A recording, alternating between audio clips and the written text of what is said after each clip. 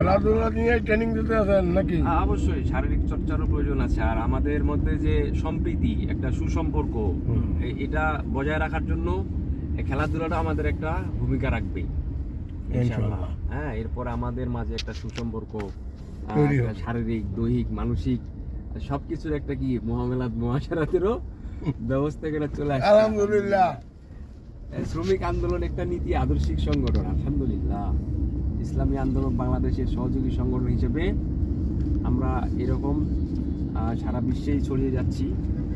ইনশাআল্লাহ আগামীতে আরও আমাদের বেগবান হবে, গতিটা খুবই বেগবান হবে।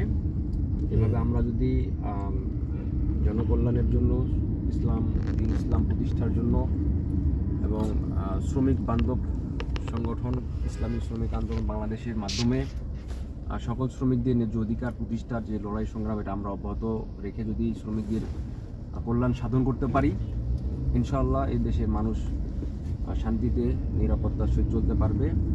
আর সবাই ইসলামের পক্ষেই তখন মাথা নত করবে, ইসলাম নিয়ে আল্লাহর কাছে দাঁড়াবে। কারণ আল্লাহ তো সব কিছু মিলিয়ে ইসলামকে প্রাধান্য দিয়েছেন। আমরা